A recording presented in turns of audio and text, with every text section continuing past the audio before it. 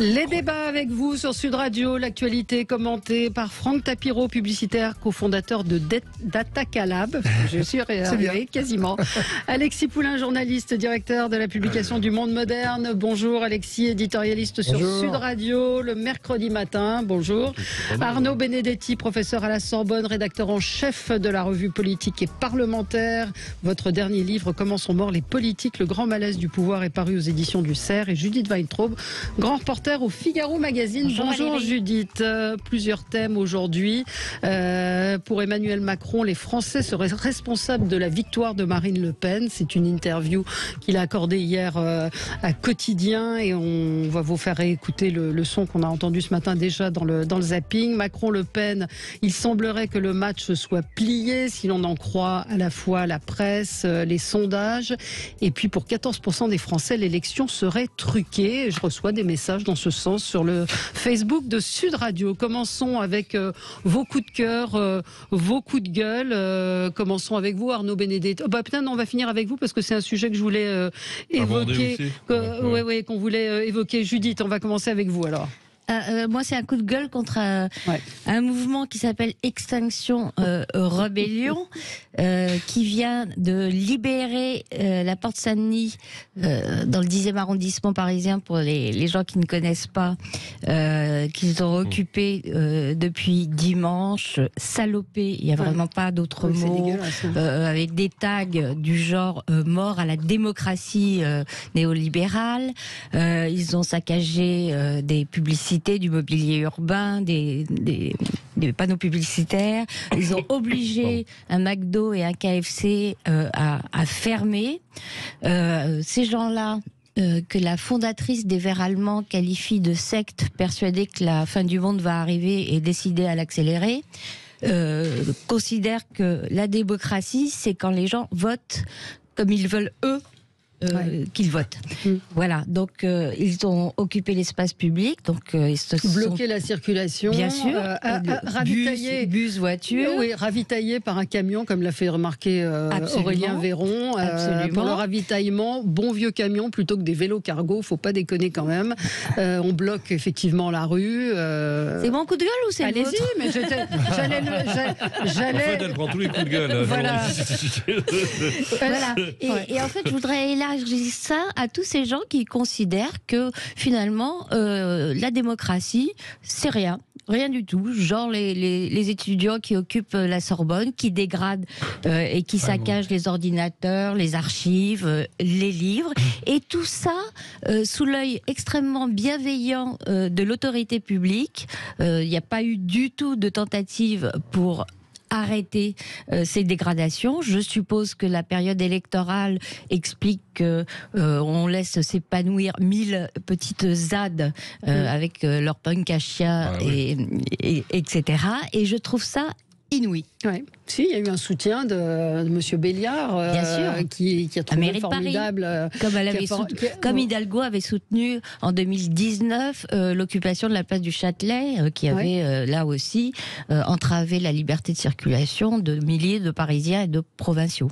Ouais, ces gens-là sont des citoyens comme vous et la police n'a rien dit, donc effectivement on les a laissés... En toute impunité, et bien sûr le nettoyage va être assuré à nos frais par des pauvres nettoyeurs qui vont faire ça. Femmes de ménage qui vont remercier ces joyeux rebelles du surcroît de travail qu'ils leur ont procuré. Le but, c'était d'installer une grande agora sur la lutte contre le réchauffement climatique durant tout le week-end de Pâques. Je vous encourage à aller voir les images du désastre, de ce qui reste de ce week-end, de ces vitrines taguées. Puis la Sorbonne, on peut en dire un mot quand même, Arnaud Benedetti. Oui, c'est une minorité. Hein. Oui, mais ce sont des ordinateurs... Sur les 40 000 étudiants de la Sorbonne, fort heureusement, ce sont 400 à 500 étudiants qui, mercredi dernier ou jeudi dernier, ont occupé une partie des locaux de la Sorbonne. Oui, c'est assez... c'est exactement le même esprit. C'est-à-dire que finalement, le vote ne leur plaît pas, il faut changer de vote. Voilà. Vous savez, changer le peuple. C'est Bertolt Brecht. Il faut changer le peuple. Mais c'est un peu l'ambiance actuelle. Oui, mais c'est un peu une ambiance générale et qui est assez équanimement répartie. Oui, en effet, bon, ça se rencontre à l'extrême gauche, mais en fait, on accepte de moins en moins la démocratie dans ses résultats, je trouve. Absolument. Et ça, c'est assez inquiétant. Je trouve que c'est une dérive, indéniablement. Oh, c'est absolument. De toute façon, aujourd'hui, il y a tellement de dérives et tellement de. On parlait tout à l'heure de la campagne, qui est aujourd'hui, pour moi, la première de la 5e, une campagne perdue. En fait, tout le monde est perdant. Bon, les Français sont perdants, les partis sont perdants, personne n'a gagné. Il y aura une victoire, je l'espère, forte de Macron par rapport à Marine Le Pen, mais ce sera une victoire aussi par défaut quelque part, et pas par envie. Et ça, c'est un peu dommage. Je trouve que les Français méritent aujourd'hui d'une élection un peu plus énergique, un peu plus positive, un peu plus enthousiaste, un peu plus optimiste. Et aujourd'hui, malheureusement, regardez, tous les candidats, même les deux en finale, on a l'impression qu'il n'y a pas le même engouement que les années précédentes. Moi, vraiment, je le dis, emmerdé pendant cette campagne. C'est une campagne par défaut. Il n'y a pas de front républicain, on le voit. Il y a peut-être un front anti-Macron que Marine Le Pen essaie de créer, mais elle n'y arrivera pas. Moi, j'en appelle finalement, c'est ça mon coup de gueule de la journée, à un front responsable.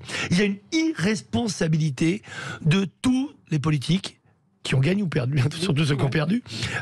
Jean-Luc Mélenchon, contrairement à ce qu'on pense, est irresponsable, je vais vous le dire pourquoi. Tous les candidats LR sont irresponsables. Pourquoi ? Parce qu'aucun n'est clair. Comment peut-on, à quelques jours d'un scrutin aussi important que celui-là, dire il faut qu'il y ait moins de votes pour Marine Le Pen, pas une voix pour Marine Le Pen, sans dire il faut voter Emmanuel Macron. Mais est-ce que ça a un sens aujourd'hui de dire il faut voter au moins le dire, machin? Mais ça ne veut pas dire que les gens vont le suivre, mais quand on est un responsable, quand on se dit responsable politique, il y a un mot en trop. C'est le mot responsable. Ça ne veut pas dire que vous n'avez pas les voix dans votre poche, les électeurs vont pas agir en claquant quand vous claquez les doigts, mais au moins, quand vous avez une forme de responsabilité morale par rapport à une certaine vision, que vous soyez de gauche ou de droite, vous ne devez pas vous tromper, vous devez être clair. Aujourd'hui, il n'y a aucune clarté. La clarté, c'est dire votez Macron. C'est pas voter contre Marine Le Pen ou abstenez-vous, votez blanc. Ou votez Marine Le Pen. Il n'y a pas énormément de gens qui ont dit complètement, absolument. Qui ont dit voter Marine Le Pen. Mais je préfère ça. Je préfère des gens qui disent clairement voter Le Pen ou voter Macron, mais tous ceux qui appellent à voter contre, Nini, etc., ce ne sont pas des responsables politiques. Il faut enlever ce mot-là. Donc la responsabilité n'est plus là. On va en débattre dans un instant avec vous sur Sud Radio. À tout de suite, c'est l'heure du journal.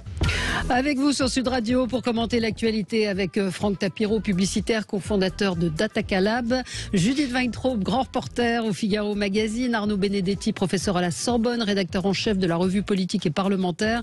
Vous avez publié Comment sont morts les politiques, le grand malaise du pouvoir aux éditions du CERF, et Alexis Poulain, directeur de la publication du Monde Moderne et éditorialiste, sur Sud Radio. Mais vous êtes toujours dans l'actualité avec vos livres. C'est vraiment cela.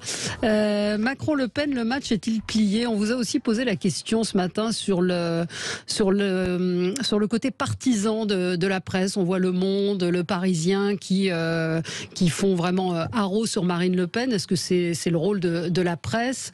C'est une question qu'on vous pose. Et puis on pourrait parler également de cette phrase d'Emmanuel Macron: les Français seraient responsables de la victoire de Marine Le Pen. Alexis Poulain, on vous a pas entendu sur ce que disait Franck Tapiro juste avant sur la lâcheté, l'irresponsabilité des gens de gauche qui n'appellent pas à voter et de droite. Et de droite, oui, c'est ça.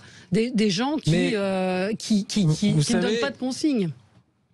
Mais pourquoi? Ça date de quand les consignes en réalité? Il faut rappeler que le vote se fait à bulletin secret dans un isoloir. Depuis quand en fait on a des injonctions comme ça de dire aux gens il faut voter ça, il faut voter ça?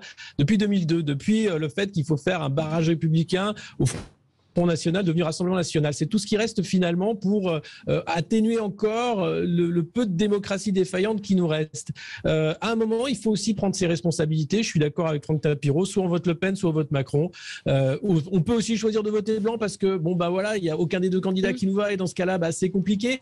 Quand l'offre est aussi piteuse, on comprend qu'il y a beaucoup de Français qui refusent finalement de manger à la cantine. Oui, sauf qu'il y en a un qui va être élu. Il y en a un des deux qui va être élu. Il y en a a un des deux qui va être élu et ce sera une élection misérable. Peu importe qui sortira des urnes, on a une France divisée. On a deux projets clairs qui sont sur la table. D'un côté, davantage d'intégration européenne avec ce qu'on connaît de Madame von der Leyen et de la suite. Et de l'autre, un camp nationaliste qui veut, au contraire, temporiser un peu tout ça avec de la xénophobie qui fait que Marine Le Pen va être perdante parce que tant qu'il y aura ce fond de xénophobie dans le programme de Marine Le Pen, ce sera un épouvantail, un repoussoir. Et évidemment, si on tolère un parti pendant toute l'année en disant qu'il a sa place dans le débat démocratique, pourquoi, dès qu'il est question d'une élection, ce parti devient démoniaque? Il y a un problème là. Il y a un jeu sémantique qui se fait en l'espace de 24 heures, 48 heures systématiquement. Donc le problème est là. C'est qu'à un moment, le Front National de Jean-Marie Le Pen n'avait pas lieu d'être un parti.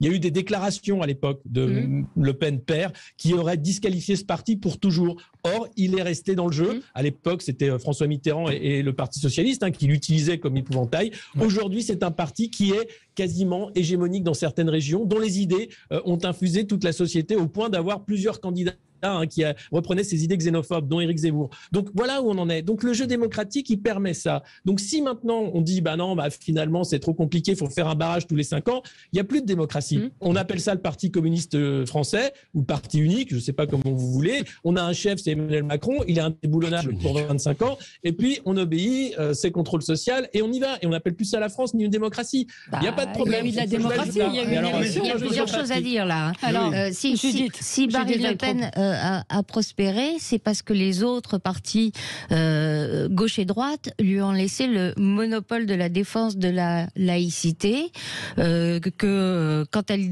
faisait le lien entre immigration et délinquance, les autres de droite et de gauche hurlaient, comme vous venez de le faire, à la xénophobie et au racisme. C'est pour ça qu'elle a prospéré, Marine Le Pen, parce qu'elle a travaillé des sujets et des terrains sur lesquels personne n'osait s'aventurer, sinon pour la diaboliser. Le succès de Marine Le Pen, c'est ça. Elle a prospéré sur d'autres sujets. Elle a bien évidemment prospéré sur les questions régaliennes que vous citez, mais elle a aussi prospéré sur les questions économiques et sociales. Souvenez-vous, en 1995, il y a un président de la République qui va se faire élire, Jacques Chirac, sur le thème de la lutte contre la fracture sociale et sur le fait qu'il faut relancer l'ascenseur social. In fine, ce dont on s'aperçoit, on est quoi, en 2022, c'est-à-dire 25 ans après, que la fracture sociale n'a cessé, et la fracture territoriale n'a cessé de s'élargir. La crise des Gilets jaunes en étant, me semble-t-il, l'un des exemples les plus frappants, et l'ascenseur social est vraiment en panne. Il y a des études qui sont faites, notamment par le Cevipof et d'autres institutions de recherche sur l'opinion, qui montrent bien qu'aujourd'hui, vous avez une grande partie de l'opinion publique qui n'est plus en mesure, finalement, de considérer que l'avenir de ses enfants sera supérieur au sien. Donc ça veut dire que quelque part, le politique a échoué. Et évidemment, Marine Le Pen, de ce point de vue-là, quand on regarde la carte électorale, c'est la carte électorale du non à Maastricht, c'est la carte électorale du non au traité constitutionnel européen, et c'est la carte électorale des Gilets jaunes. Donc ça veut dire qu'il n'y a pas seulement les questions, j'allais dire, d'identité qui nourrissent le logiciel politique de Marine Le Pen. Et d'ailleurs, elle l'a très bien compris, parce qu'elle ne fait pas campagne là-dessus, objectivement. Elle fait campagne essentiellement sur des questions économiques et sociales. Elle est un peu aujourd'hui rattrapée dans l'entre-deux-tours sur les questions de voile. Voilà. Mais c'est ça le vrai sujet aujourd'hui. Je n'ai pas de contradiction d'ailleurs entre... Non, il n'y a pas de... Attendez, Alexis. Attendez, Franck, c'est important par rapport à ce qu'Alexis a dit. Je ne veux pas de contradiction, moi, pas du tout, entre laisser justement les gens s'exprimer, quelles que soient leurs idées. C'est ça la beauté de la démocratie. Et puis aussi, c'est aussi la démocratie qui à un moment se réveille et se dit maintenant en phase d'élection, il faut peut-être aussi faire le tri entre ce qui a été dit, ce qui a été abandonné aussi par Marine Le Pen, parce que c'est extraordinaire. Le grand remplacement, c'est elle qui le fait. Elle a remplacé une candidate qu'on appelle Marine Le Pen aujourd'hui par la vraie de 2017. Mais le grand remplacement, regardez, 100% de ses idées ont miraculeusement, comme par magie, disparu. Pouf, en un coup de baguette magique, on se dédiabolise, on fait des bisous, on aime les chats, on vit en coloc. C'est The Voice, c'est plus The Choice. C'est ça le problème de la politique aujourd'hui. C'est une personnalité. Mais oui, mais c'est exactement ce qui est en train de se passer. Donnez-moi une action politique. Ah oui, on va me dire, oui, le pouvoir d'achat, c'est faux. C'est pas elle qui l'a repris, c'est elle qui a repris les études qui existaient depuis bien longtemps déjà, qui disaient déjà en anticipant que le pouvoir d'achat allait être dans les préoccupations des Français. Elle n'est pas la seule à faire ça, tous les politiques exactement. le font. Et quelle est l'action? Alors parlons de son action. Elle propose le panier de la ménagère avec 100 prix bloqués. Ouais. Mais c'est la chose la plus absurde que tous les économistes vous diront. Si on bloque les prix, on bloque la distribution, la fabrication, tout, on bloque tout, on tue l'économie. Donc, même sur une mesure, on va dire, qu'elle a, repris et sur laquelle elle surfe, elle donne une mauvaise idée. Mais il faut se réveiller. Donc moi, je trouve ça bien. Au contraire, Franck est en campagne. Je ne crois pas que ce soit vraiment le rôle de l'émission. C'est pas le rôle de l'émission. Temps de parole. Oui, Alexis. Il faut lire la tribune de Marine Le Pen dans le Figaro aujourd'hui. Où elle termine justement sur la question de l'héritage, en disant que le projet qu'elle porte, c'est de dire on sera fier du pays qu'on laissera en héritage à nos enfants. Donc elle est sur ce thème de l'héritage en réalité, elle est sur ce thème de la transmission, et c'est sûr que moi ce qui me fait doucement marrer dans ce jeu démocratique, c'est que à aucun moment on parle du vrai sujet, c'est comment on fait pour rembourser une dette de 600 milliards d'euros sans politique austéritaire une fois Marine Le Pen ou Emmanuel Macron élus. C'est ça la vraie question. C'est quoi le programme? Oui, c'est que votre réponse est la rembourse. Il n'y a même pas une question posée sur la politique austéritaire qui va nous tomber dessus parce qu'on est en défi jusqu'au cou et qu'on ne va pas faire sans ça. C'est ça le vrai sujet. Derrière tout ça, c'est du décorum, c'est du théâtre, c'est pour occuper le français moyen. La vérité, c'est qu'on va payer très cher le quoi qu'il en coûte. Et ça, c'est la faute à Emmanuel Macron. Votre coup de gueule, on va reparler évidemment des deux candidats, mais votre coup de gueule, Alexis ? Mon coup de gueule, c'est sur McKinsey, parce qu'on a arrêté d'en parler, mais il faut encore en parler. Le scandale des cabinets de conseil, c'est un scandale d'État. Pourquoi ? Parce que McKinsey, ce cabinet de conseil dans la stratégie vaccinale, conseillait également la branche vaccin de Pfizer. Si ça, c'est pas du conflit d'intérêts patenté, avéré, alors la Cour de justice de la République va pas pouvoir enquêter là-dessus. Elle enquête uniquement sur le parjure de l'associé gérant de McKinsey qui disait que la boîte payait des impôts en France, mais ça va bien au-delà. C'est-à-dire qu'on a une boîte qui conseille à la fois le fabricant et à la fois l'État qui va organiser l'injection. C'est scandaleux. Dans le cas de la crise des opioïdes aux États-Unis, où des médicaments à base d'opium ont créé une épidémie de morts dans le pays, McKinsey conseillait la boîte Purdue qui fabriquait ces médicaments et également derrière les pharmaciens en disant s'il y a des morts, c'est pas grave, recommander des médicaments, c'est génial. Donc on est là dans un conflit d'intérêts quasiment avéré. On ne va rien faire. On fait comme s'il fallait plus en parler. D'ailleurs, Olivier Véran essaye de blaguer en parlant de Moscou Conseil quand Jordan Bardella lui met le nez dans la gamelle en disant « Monsieur Véran, ce que vous avez fait est scandaleux ». Il ne répond pas. C'est un vrai scandale. J'aimerais que ça aussi, on en reparle parce que c'est proprement inimaginable d'avoir des cabinets de conseil qui prennent ce poids-là dans la gestion des affaires publiques, sachant en plus qu'ils conseillent... on a perdu on est coupé. La censure. Je fais du conseil depuis 30 ans. Alors, excusez-moi. Rapidement, on va pas refaire. Non, mais surfer comme ça sur une écume alors qu'on parle de faits et vous avez habilement fait une corrélation entre les deux. Je fais du conseil depuis 30 ans. Quand on choisit une boîte, surtout comme McKinsey, qui n'est plus connue au monde, et là, je suis pas là pour les défendre. Je vous parle de conseil de mon métier. On prend en général des gens qui connaissent par cœur le sujet sur lequel non seulement on les interroge, mais sur un problème d'urgence. Remettez-vous ces 2 dernières années, la problématique justement de l'application du vaccin était tellement compliquée. D'ailleurs, pendant 3 mois, ils se sont trompés de stratégie. Ils ont refait une nouvelle stratégie. Ça, vous l'avez oublié, ça, Alexis. Mais pendant 3 mois, ils se sont plantés. Et ils sont revenus après avec une stratégie un peu plus pragmatique, et ça a fonctionné. Donc, in fine, c'est peut-être parce qu'ils avaient, et encore une fois, j'ai dit peut-être, je ne suis pas là pour les défendre, mais je fais du conseil, parce qu'ils avaient une expérience plutôt positive peut-être avec Pfizer, qu'ils ont pu réorienter leur stratégie et faire en sorte que vous, moi et que tout le monde puissions être vaccinés en temps et en heure, et finalement ça a été une réussite. Donc arrêtons de voir aussi le mal partout, essayons de se dire qu'en conseil, plus vous avez une expérience dans un domaine, plus on vous sollicite, c'est totalement normal. Oui, mais il y a eu quand même beaucoup d'argent, ce milliard l'année dernière. On est d'accord, on en a parlé la dernière fois. Je parle juste de ce point-là. 1 milliard d'euros en dépenses de cabinet sur une année, ça fait quand même beaucoup, compte tenu du nombre d'experts qu'on a, je veux dire, au niveau de l'État, quand même, on a des corps d'inspecteurs.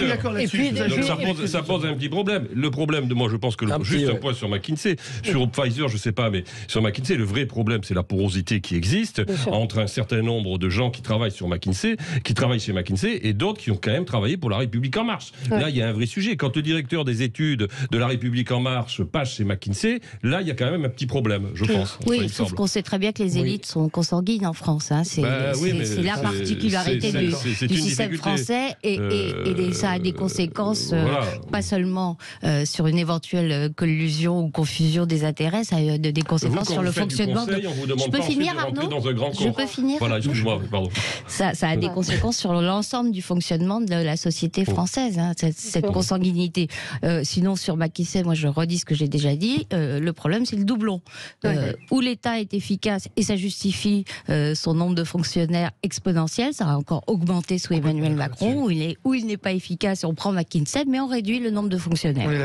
Allez, petite pause et puis il y aura votre coup de gueule, je ne vous ai pas oublié. Arnaud Benedetti, à tout de suite sur Sud Radio. Avec vous sur Sud Radio, on évoquait le débat de demain et le son que nous a passé. La longueur de la table. Voilà, la longueur de la table, 2,50 m. C'est Poutine en fait. On se moque de Poutine avec 50 femmes, mais finalement demain, c'est un Poutine light. 2,50 m, c'est très loin. Hein. Oui, face à face.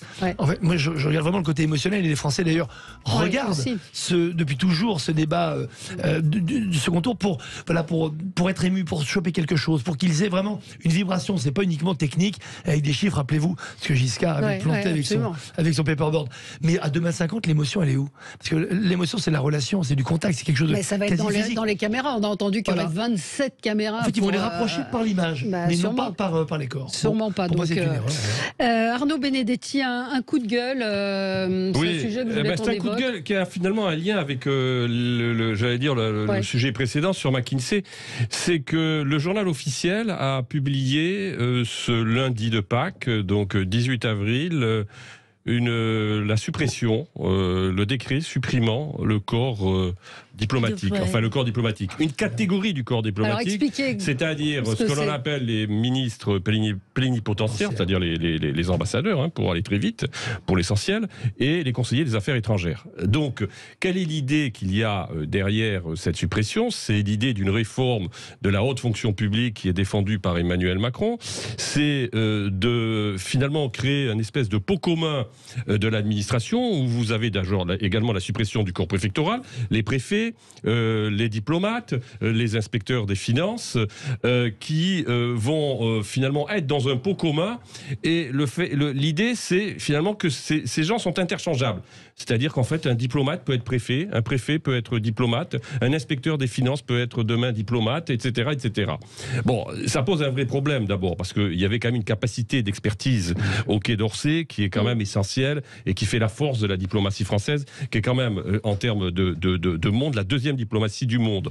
Donc ça, on l'a vu, par exemple, quand même, notamment lors de la deuxième guerre d'Irak, le rôle qu'a joué la diplomatie française dans la prise de décision politique, en alertant quand même sur les dangers qu'il y aurait à suivre les Américains. Donc ça, c'est un vrai sujet. Deuxièmement, ça traduit quoi? C'est quand même une volonté chez Emmanuel Macron d'ubériser la haute fonction publique. C'est-à-dire que le vrai sujet, il est là.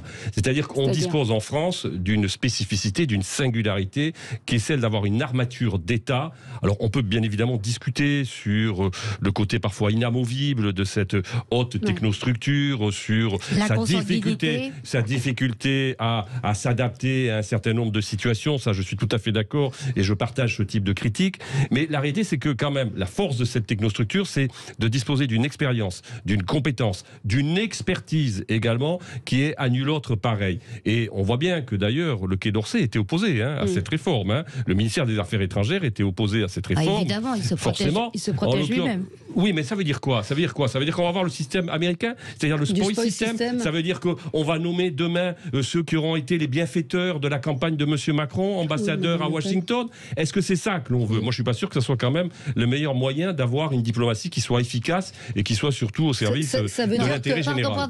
Le spoil system, c'est un système qui consiste à nommer des gens qui vous sont acquis.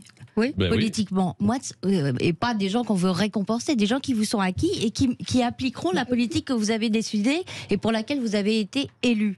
Moi, je préfère ça, je suis désolée, à l'entre-soi des grands corps de l'État, qu'on aère un peu sous du clientélisme aussi. Sous des alibis diversitaires, mais en fait, ça ne marche pas. Et le corps diplomatique s'est fait une spécialité d'être une charge transmissible. Regardez combien d'ambassadeurs sont issus de familles où il y avait des diplomates ou des ambassadeurs, c'est effarant. Non, donc, ça je suis d'accord. Oui. Ah bah oui, alors donc c'est peut-être une mauvaise réponse, mais la question est bonne.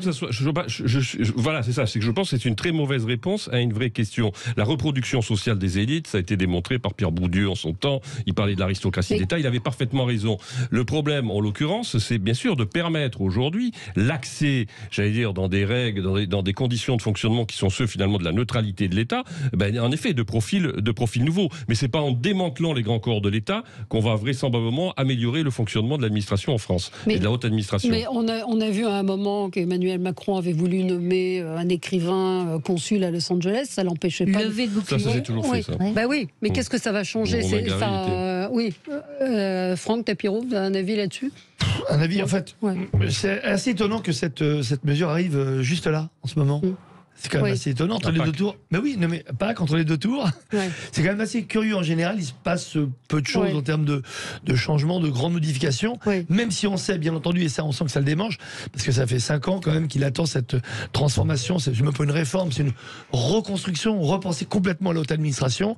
Cet état profond qui avait été dénoncé, on en avait parlé ici par David Lisnard, entre autres, dans une tribune du Figaro, qui avait été vraiment un avant-après. Remarquable, parce qu'il avait vraiment posé vraiment le. Voilà où on est.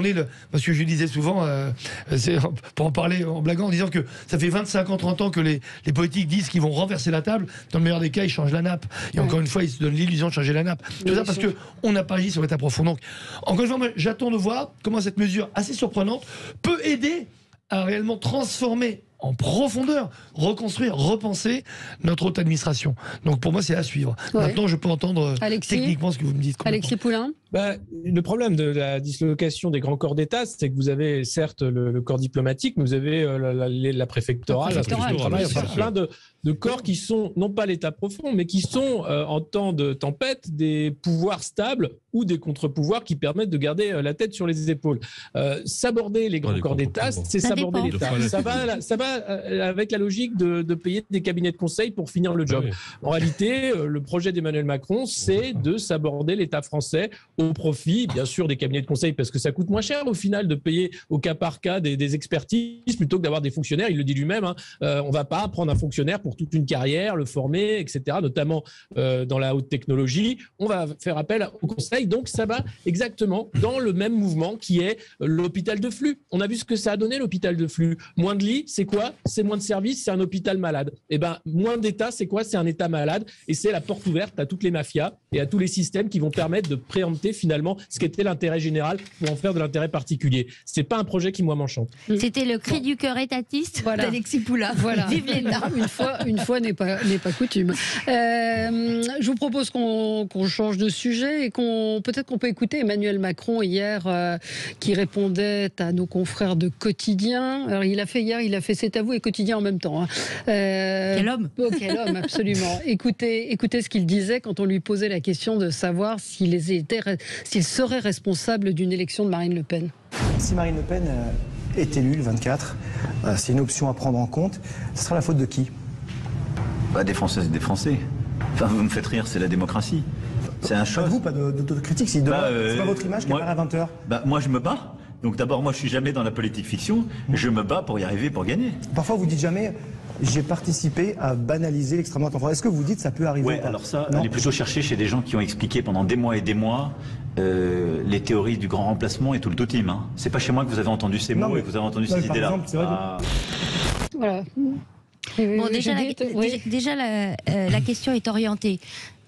Considérer que l'élection de Marine Le Pen serait une faute, une faute dont il faudrait rechercher les responsables, c'est déjà prendre parti contre Marine Le Pen. Normalement, quand on interviewe le président de la République, on n'est pas dans une posture partisane, normalement. Donc là, Emmanuel Macron, face à une question biaisée, s'en est tiré comme il pouvait. Effectivement, si Marine Le Pen est élue, les Français seront responsables de son élection. Ils l'auront choisi. C'est une tautologie. Mais heureusement qu'ils sont responsables. Enfin, il a une réponse du président de la République. ne pas dire cela aurait été une faute grave. Ça veut dire qu'il y a d'autres. Alors là, on s'est rentré encore une fois dans le complotisme et trucage. Évidemment qu'on est tous responsables de notre vote. Les Français sont en plus avec ce notre scrutin. Vous comprenez ce qui sous-tend la question. Bien entendu, mais il parle à ce moment-là où c'est biaisé.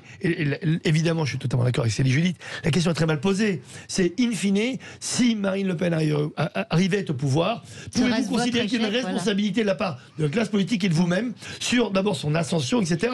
Mais sur le vote, Dieu merci, les Français sont 100% responsables. Voilà pourquoi tout à l'heure je posais un coup de gueule contre l'abstention, etc. Sauf que moi je vois les réactions de nos auditeurs qui disent dehors Macron, ça suffit Macron. Donc s'ils votent Le Pen, c'est aussi parce que ils considèrent que Emmanuel Macron n'a pas fait le job ou que l'insécurité n'a pas été réglée. C'est le scrutin qui veut ça en 2 tours. Oui, c'est le scrutin, mais pourquoi vous votez Le Pen alors que vous votiez Macron ou LR la fois précédente?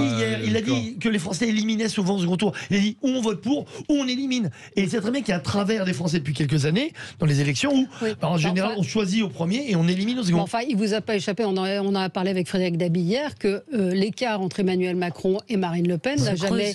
Oui, il se creuse, mais il n'a jamais été aussi rapproché. Souvenez-vous de Jacques Chirac, c'était... c'était pas Marine Le Pen, c'était Jean-Marie Le Pen. Oui, c'était Jean-Marie Le Pen, mais c'est quand même un score de Marine Le Pen aujourd'hui qui est... mais si la question est, est-ce qu'Emmanuel Macron est responsable de son échec? La réponse est oui. Non, mais d'abord, la première, c'est le choix des Français. D'ailleurs, c'est pas une faute. On discute pas. Non, mais c'est la façon dont la question est posée qui est terrible. La question est extrêmement tordue, extrêmement perverse. Donc, c'est un choix souverain d'un peuple souverain. Ça s'appelle tout simplement la démocratie. Sinon, on change de système. On peut décider finalement de choisir nos dirigeants d'une autre manière. Ensuite, moi, ce que je pense, c'est qu'en effet, si vous voulez, le problème d'Emmanuel Macron, c'est qu'Emmanuel Macron, en 2017, a dit... il faudrait retrouver exactement ses déclarations, mais il a dit finalement, si en 2022 le Rassemblement national est au second tour, ça sera mon échec. Donc, alors, c'est vrai que c'est en partie son échec, puisque in fine, on constate que le Rassemblement national est toujours présent, qu'il fait un score quand même absolument considérable dans 22 000 communes sur 35 000. Marine Le Pen arrive en tête. Elle est en tête chez les actifs, ce qui est quand même pas négligeable. Absolument. Tous les ça, salariés. c'est extrêmement important. Quand vous prenez le résultat du vote, de 24 à 65 ans, elle est en tête. Donc, c'est les seniors, beaucoup qui votent pour Emmanuel Macron. Et les actifs, les salariés, ce que disait Frédéric Dabi hier. Bien sûr. Et donc, ça, c'est quand même, d'une certaine façon, la responsabilité d'Emmanuel Macron dans le quinquennat qui est le sien. Moi, je pense qu'en effet, si vous voulez, là où il est responsable, c'est que in fine, il a eu un comportement qui a profondément blessé une partie des classes populaires et des classes moyennes. Et ça, il le paye aujourd'hui de manière cash. La façon dont on a géré la crise des Gilets jaunes, la façon dont on a décomplexé une certaine forme de racisme social depuis 5 ans, me paraît aujourd'hui aussi une des raisons, finalement, du renforcement du vote de Marine Le Pen. Il suffit encore là aussi de regarder la carte électorale. On y vient dans un instant avec vous, Alexis Poulain. Je sens que vous bouillez d'impatience de répondre. À tout de suite. Avec vous, avec Franck Tapiro, Alexis Poulain, Arnaud Benedetti et Judith Weintraub. Alexis Poulain, on ne vous a pas entendu sur ce sujet. Qui est responsable de la montée de Marine Le Pen? Est-ce que ce sont les Français? Enfin, c'est pas la montée. Si elle est élue, et cette question que lui a posée le journaliste de Quotidien, est-ce que à qui sera la faute? Alors, je pense qu'il y a plusieurs facteurs de toute façon. Effectivement, le double act, le fait de dire good cop, bad cop systématiquement tous les 5 ans pour dire vous avez d'un côté la République et de l'autre un danger avec des lois anticonstitutionnelles, ça ne peut plus durer, les Français sont fatigués et je crois que là, on atteint la limite d'un truc en fait qui marche plus. La responsabilité, elle est partagée sur d'abord les politiques publiques. Il fallait peut-être prendre en considération davantage les politiques régaliennes de sécurité, les politiques aussi sur l'immigration, sur le débat identitaire. On a critiqué Nicolas Sarkozy parce qu'il voulait tôt, avant que tout ça devienne un problème, poser la question de l'identité. Aujourd'hui, on est en plein dedans, partout. partout, c'est la question centrale. Donc il fallait peut-être le faire au moment où on aurait pu avoir un débat apaisé sur la question. Donc la responsabilité est multiple sur ce que disait Franck sur la nappe qu'on change, mais la table qu'on change pas. C'est-à-dire qu'on fait semblant, on fait comme si tout allait très bien, les idées deviennent des idées majoritaires, des pans entiers de la population sont abandonnés. La France périphérique, hein, on en parlait sur les employés, les ouvriers, mais aussi c'est cette France qui n'est pas dans les radars, qui est aussi les grands perdants des politiques publiques depuis des années. On voit l'intégration européenne comme une chance pour beaucoup. C'est quelque chose qui leur passe à côté, très loin, ou qui ne sert à rien. Quand on a, par exemple, sur le pass vaccinal, interdit aux non-détenteurs de pass d'aller au restaurant, au cinéma, au théâtre, mais combien de Français n'y vont pas parce qu'ils n'ont pas les moyens? Donc il y a voilà, cette France invisibilisée qui est finalement la France des perdants, qui a peut-être envie de prendre sa revanche. Donc c'est le fait de ne pas vouloir les voir. Finalement, on parlait de ces élites autocentrées, endogames, qui ne voient pas la France périphérique. Et c'est cette rupture-là qu'on voit dans ce duel systématique Macron-Le Pen. On peut remplacer les deux protagonistes. Ça restera toujours la même rupture au sein de la société française. Et je vois aucun politique c'est pas Jean-Luc Mélenchon qui a réussi à les mobiliser totalement non plus. Mais il l'a dit lui-même, faites mieux, parce qu'il n'a pas réussi. Lui, il a mobilisé les villes, les quartiers des villes, mais certainement pas cette France périphérique. Donc oui, il a tenté de le faire, mais il n'a pas réussi. Aujourd'hui, le vote de cette France périphérique, c'est majoritairement un vote Le Pen. Et il faut comprendre les raisons de ce vote et arrêter de dire à ces gens-là qu'ils font une faute, qu'ils ont tort, que c'est scandaleux de voter. Ils ont des raisons de voter, Madame Le Pen. Quelles sont ces raisons? Eh ben, répondre à cette question, c'est peut-être commencer à avoir une politique d'apaisement, une politique aussi qui prend en compte ces Français qu'on ne veut pas voir et qui sont les perdants systématiques, finalement, des politiques publiques depuis des dizaines d'années. La casse des services publics, ça va dans ce sens-là. Ça va de fait de dire, bah tiens, j'ai plus de maternité à moins de 100 km, j'ai plus d'hôpital de proximité. Ça, c'est des perdants. Ça, c'est des gens qui en ont marre de ces politiques où on t'explique que l'hôpital de flux, c'est bien et que, ah oui, il faut être flexible, ah bah, il faut changer de paradigme, il faut adapter son logiciel. Rien à foutre. Moi, ce que je veux, c'est un hôpital en bas de chez moi. Bah voilà, c'est toutes ces politiques qui font qu'aujourd'hui, on a ce vote-là. Donc, la responsabilité est multiple. Et le fait de jouer avec le feu, parce qu'Emmanuel Macron sait très bien ce qu'il fait en se mettant face à Madame Le Pen, il pense qu'il va gagner très facilement. Bien, le fait de jouer avec le feu, à la fin, on se brûle, vous connaissez très bien. Donc, c'est aussi ça. C'est à un moment, il faut arrêter de jouer. Sur le côté, ce que disait Alexis Poulain, à savoir, on a dans cet entre-deux tours vu la façon dont la presse et les différentes pétitions traitaient Marine Le Pen, et on en parlait entre nous pendant la pub. Est-ce que ça n'a pas l'effet inverse? Là, c'est peut-être aux publicitaires que je m'adresse. Quand on voit la une du Parisien ce matin sur les failles de Marine Le Pen, c'est la une, c'est pas le projet comparé. C'est pas le projet comparé. Est-ce que c'est de l'info? Alors en fait, on va dire c'est de l'info-opinion. Ouais. S'il faut inventer un mot en général, surtout avec le Parisien, je connais bien, j'ai géré pendant longtemps sa communication. Les 5 failles du projet de Marine Le Pen. Oui, c'était le seul média d'information face aux médias de l'opinion. Mais là, on va dire qu'il y a un contexte bien entendu particulier, mais tout le monde attaque non pas Marine Le Pen, mais son programme. Et le programme, vous pouvez regarder, que ce soit presse, évidemment presse de gauche, presse de droite, tout le monde parle des failles du programme de Marine Le Pen. Alors, est-ce qu'on peut considérer que c'est de l'information ou est-ce que c'est de l'opinion? C'est vraiment ça pour moi la dialectique. C'est de se dire, et je vais bien lire tous les papiers pour vous répondre, là je ne l'ai pas lu celui-là, mais pour savoir si vraiment c'est orienté ou pas. Alors je vais vous prendre la une de demain. Est-ce que ce sera les 5 failles du programme d'Emmanuel Macron? Non, mais c'est ça la réponse. Je vais vous faire les dernières unes du Parisien. Alors il y a eu des sportifs disent non à Marine Le Pen en une. On a eu trop seul pour gouverner.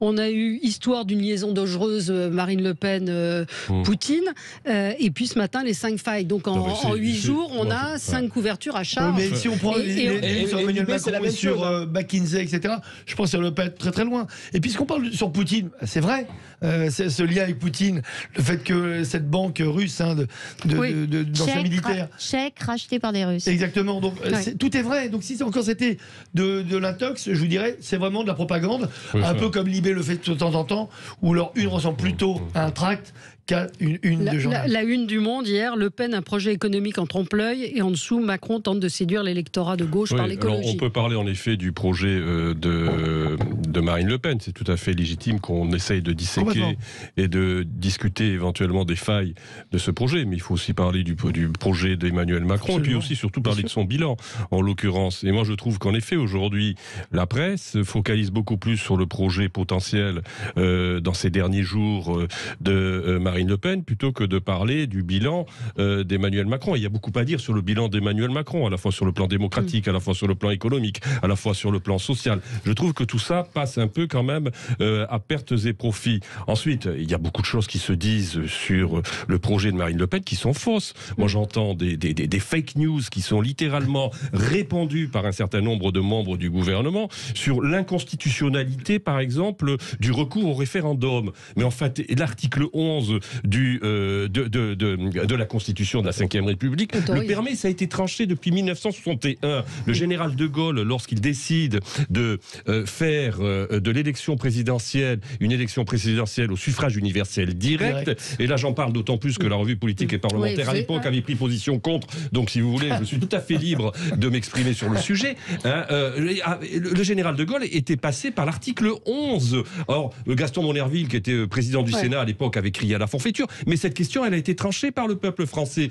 Donc aujourd'hui, nous ramener à un débat qui remonte à 70 ans, je veux dire, c'est quand même quelque chose d'ahurissant de la part de gens qui se prétendent finalement des défenseurs de la raison, non, mais de la raison de l'argumentation politique. Donc il faut quand même se méfier de ce qui est dit aussi aujourd'hui contre Marine Le Pen. Moi, je conçois tout à fait qu'on critique Marine Le Pen, mais il faut trouver un peu d'équilibre. Et je ne trouve pas, en effet, depuis quelques jours, que la presse soit tout à fait équilibrée dans la façon dont elle aborde le sujet. Il y aurait des études quantitatives à faire là, sur la dernière semaine qui seraient très intéressantes à mon sens. Alors nous, au Figaro, on veille beaucoup à ça. On veille à donner la parole aussi, ce qui est autre chose que l'exercice journalistique qui consiste à éplucher un programme que nous faisons également. Mais vraiment, on veille à cet équilibre, bien qu'ayant, dans un éditorial d'Alexis Brézet, expliqué que nous, on choisissait, le journal Le Figaro choisit Emmanuel Macron parce qu'il considère que le projet économique de Marine Le Pen n'est pas viable et plongerait la France dans un marasme encore plus grand que celui qu'elle connaît actuellement. Donc on a expliqué, on n'a pas appelé on a expliqué et on essaye de faire notre boulot de journaliste de façon la plus équilibrée possible.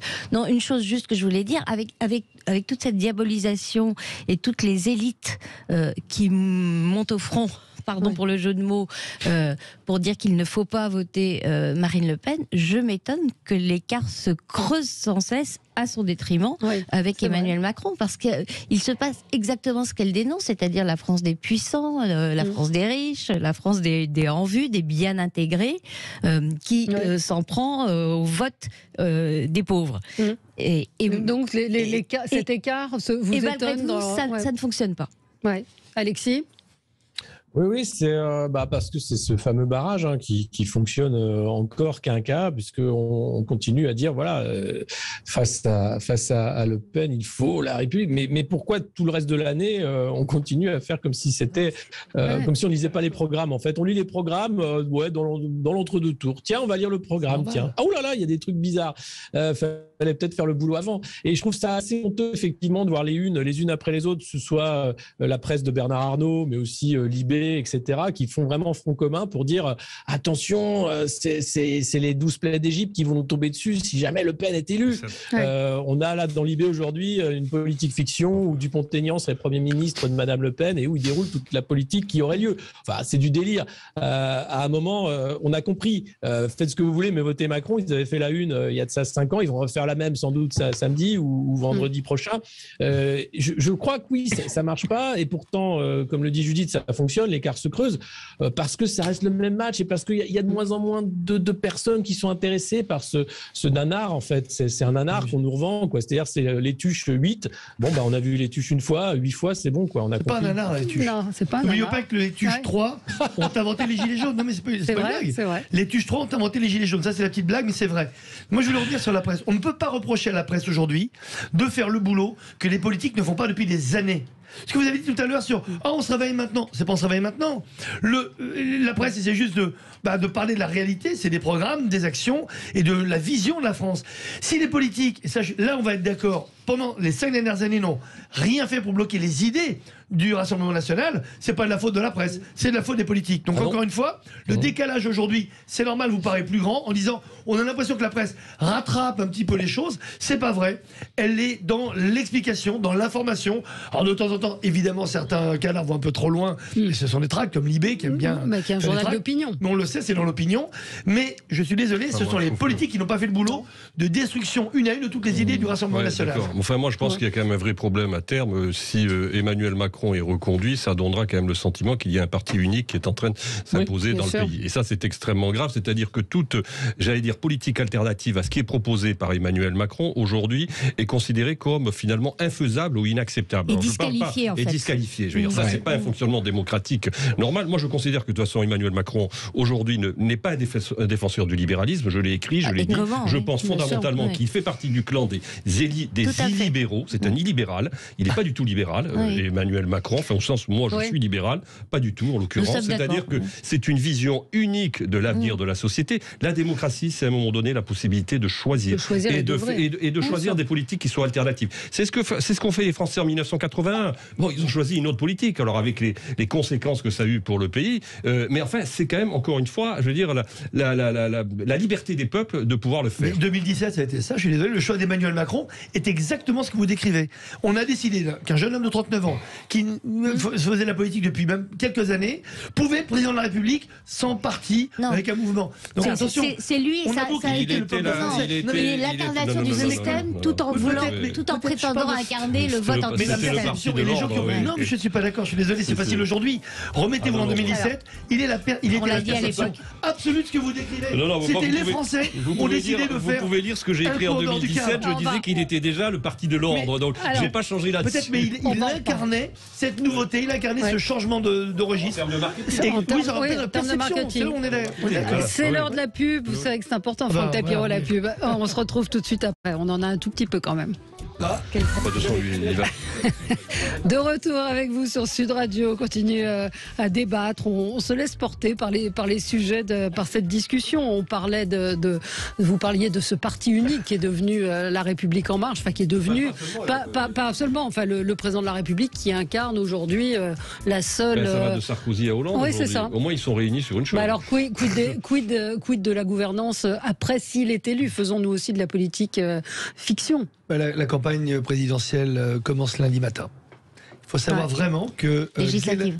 Non, je dis présidentielle. Présidentielle, non, il a bien choisi le mot. La législative, on sait très bien, 2 mois, ça va être très compliqué, ça va beaucoup jouer dans la rue. Je pense que ces 2 mois vont être terribles parce que la gauche va se rattraper. Elle n'a pas pu le faire dans les urnes. Je pense qu'elle le fera dans la rue. On prend rendez-vous, vous allez voir, parce que 2 mois, c'est très long. C'est rare. 2 mois comme ça, c'est très très long. La légitimité du peuple français par rapport au vainqueur, on espère qu'elle sera là, mais la rue peut vraiment changer. Non, moi, je parle de la présidentielle, la prochaine. Pourquoi ? Parce que déjà, Macron ne sera plus dans le jeu. Que la gauche n'existe plus, que la droite n'existe plus. Le débat commence dès le lendemain, c'est le combat plutôt. C'est qui va se positionner, comment, quel parti, quel positionnement. J'espère en fait que toute la classe politique va prendre conscience à quel point cette élection, on l'a vu, cette campagne de toute façon est perdue pour tout le monde. Mais alors, à ce moment-là, comme tout est fini, peut-être, et comme je suis un éternel optimiste, c'est le moment des grandes idées, le moment des grandes visions, le moment peut-être des alliances intéressantes pour pouvoir proposer un choix qui ne sera pas The Voice, mais The Choice, comme j'ai dit tout à l'heure. Mais qui n'ont pas eu jusqu'à maintenant. Pourquoi l'aurait-il maintenant? Parce que j'ai toujours une croyance que le français est tellement politique. Il mérite des partis à son... Ce qui est très frappant, c'est que l'élargissement que prétend opérer Emmanuel Macron, l'élargissement de sa majorité, est en fait un rétrécissement. Puisque comme en 2017, il n'envisage pas de nouer des alliances à bonne et due forme, ni de constituer une coalition qui pourrait être assise sur des alliances entre mouvements, entre partis à l'Assemblée nationale. Il envisage une structure pyramidale habituelle où finalement les seuls en marge seraient paradoxalement Édouard Philippe avec son mouvement qui refuse de se fondre dans la maison commune. C'est plutôt comique qu'Horizon incarne l'alternative à Emmanuel Macron. Donc ça laisse des pans entiers de la souveraineté populaire non représentés, parce qu'aux législatives, la France insoumise, reproduisant la même erreur que la dernière fois, a dit clairement qu'elle ne voulait pas d'alliance, qu'elle ne voulait pas négocier avec le reste de la gauche, et surtout pas avec le Parti communiste de Fabien Roussel, qu'elle considère comme directement responsable de son échec. On va avoir les problèmes de représentativité de l'Assemblée nationale, qui pour moi sont vraiment très aigus depuis 30 ou 40 ans, multipliés par 10. Alexis, pardon. Oui. Non, mais je laisse Alexis. Oui, je suis assez d'accord avec l'analyse de Franck Tapiro sur les 2 mois qui risquent d'être longs, avec le peu de légitimité des urnes, compte tenu de la forte abstention, à mon avis, qu'il risque d'y avoir dimanche. Donc, il y aura un moment de toute façon de contraction, et puis des législatives où on voit déjà les grandes manœuvres, à la fois pour faire une sorte de parti unique, le parti macroniste, l'hégémonie macronienne un peu partout, et de l'autre côté des partis divisés qui auront du mal à émerger. Et puis, à savoir si Marine Le Pen, qui était, rappelez-vous, déjà à l'affiche en 2017, n'a pas placé beaucoup de députés à l'Assemblée nationale. Donc ça pourrait être exactement la même chose si jamais c'était le même score au sortir des urnes dimanche. Donc il y a un jeu important, parce que la démocratie, c'est pas ce vote justement tous les 5 ans, c'est pas ce blanc-seing, sachant qu'il y aura 4 ans sans élection après ça. Donc c'est quasiment un quinquennat qui se passe sans élection de mi-mandat. C'est quand même quelque chose d'assez grave, parce que il y aura aucune sanction à la politique qui aura lieu. On a le 49.3, on peut gouverner par décret, on est en état d'urgence permanente. Bref, le Parlement peut sortir des urnes, on s'en fout. Le président aura tous les pouvoirs, ou la présidente aura tous les pouvoirs. Donc l'idée de dire qu'il y aura une opposition forte, qu'on fera des choses en 5e République, non. Ça va être très compliqué, c'est un régime présidentiel.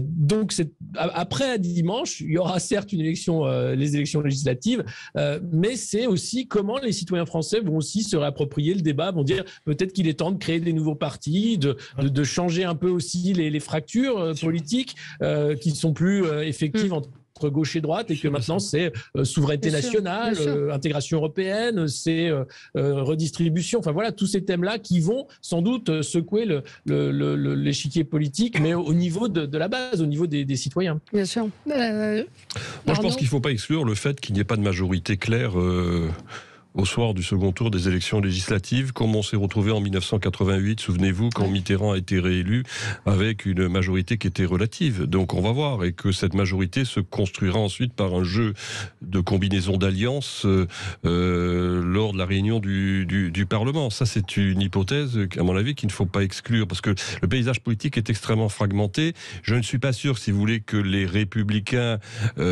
soient, même le Parti Socialiste d'ailleurs, soient aussi détruits lors des législatives qu'ils ne l'ont été lors de l'élection présidentielle, parce que d'abord ils disposent d'un maillage territorial qui n'est pas négligeable, ensuite parce qu'ils ont quand même des députés qui sont implantés sur le terrain et qui peuvent, pour un certain nombre d'entre eux, espérer leur réélection.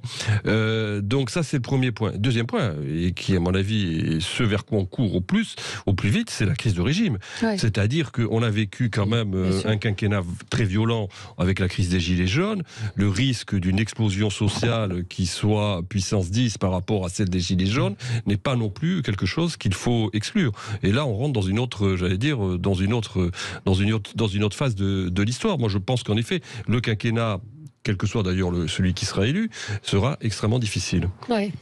Ce qu'on disait tout à l'heure, c'est que je faisais exprès de parler des présidentielles pour parler de la recomposition politique. Maintenant, il faut parler des législatives, bien entendu. Quel que soit le vainqueur dimanche, les 2 mois qui vont venir ne seront pas là uniquement pour faire des alliances contre alliances et puis projets. Ça va être aussi de réagir par rapport au contexte. Et je pense que le contexte risque d'être beaucoup plus dur qu'on l'imagine. Parce que fin d'année, vous pensez quand même à rembourser le PGE. On sait qu'il y a énormément de boîtes qui ont été maintenues sous respiration artificielle, qui risquent de déposer le bilan dans pas longtemps. Donc le chômage risque de repartir, etc. Et ça commence déjà. Donc ces 2 mois, voilà. Donc encore une fois, on peut avoir énormément de stratégies, d'idées, de vision stratégique entre maintenant et dimanche soir. À partir de lundi jusqu'aux législatives, je pense qu'il y aura énormément de surprises et qu'on aura peut-être des additions auxquelles on n'a pas pensé aujourd'hui. Ah, vous pensez? Même à gauche. Même à gauche. Bien sûr. Il va y avoir des... Absolument. Vous pensez à quoi? Moi, je pense que nous ne croyons pas que le gouvernement, par exemple, si Emmanuel Macron passe, je pense qu'il y aura beaucoup de surprises. Je pense qu'il va falloir ouvrir, élargir énormément parce qu'il va falloir calmer les Français, calmer la rue, calmer leur colère. Et on sait très bien que... Est-ce que ça suffira? Est-ce que ça suffira? Mais on n'a pas le choix. De toute façon, au moment, je pense que le chef de l'État, si c'est lui qui gagne dimanche, n'aura pas le choix. Il n'aura pas le choix parce qu'on ne va pas recommencer encore un second quinquennat en pire. Donc il va falloir tout de suite donner des gages et prouver qu'on veut éteindre le feu avant qu'il ne démarre. Mais il risque de démarrer justement au lendemain du deuxième tour. Voilà pourquoi je pense que ça va être très compliqué à gérer cette situation. Ouais. Alexis, vous pensez que ça suffira? Je sais pas parce que j'ai l'impression qu'il y a eu une désinvolture de la part du personnel politique de faire comme si tout allait très bien. Enfin, on est quand même, je parlais de 600 milliards de dettes, c'est quand même ça le vrai problème. L'inflation galopante sans vraiment de solution du côté de la Banque Centrale Européenne ni de la Fed et une crise en Ukraine, une guerre en Ukraine qui peut dégénérer à tout moment avec une escalade qui visiblement n'est pas prête de s'arrêter. Et on a l'impression que là, tout ça n'existe plus, sans parler du Covid, là ça n'existe plus, mais on n'a pas toujours de solution par rapport à ce virus. Donc on continue de faire comme si tout allait très bien, Madame la Marquise, des petits débats sur tiens, on va faire une fête de la nature, tiens, c'est super l'écologie, tiens, parlons de l'écologie, comme ça évite de parler des sujets qui fâchent. Le sujet qui fâche, c'est comment on fait avec 600 milliards d'euros de dettes pour tenir un pays, comment on fait avec un chômage de masse, comment on fait avec une inflation galopante. Ça, c'est les vraies questions, elles ne sont pas posées. J'espère que mercredi, pour le débat des deux candidats, ce seront des questions qui seront posées et qu'on saura un peu quelle sera la cure d'austérité qui sera proposée par l'un ou par l'autre. Juste, je suis d'accord sur les 600 milliards de dettes, mais ça c'est le brief de base, c'est le domaine de définition, on va dire. Mais l'équation a plusieurs inconnus. La première des grosses équations, c'est l'inflation. L'inflation avec tout le contexte international, on ne va pas revenir, vous l'avez dit tout à l'heure. C'est ça qui va vraiment jouer. Allez, merci. Merci à tous les quatre. Très bonne journée sur Sud Radio. À demain.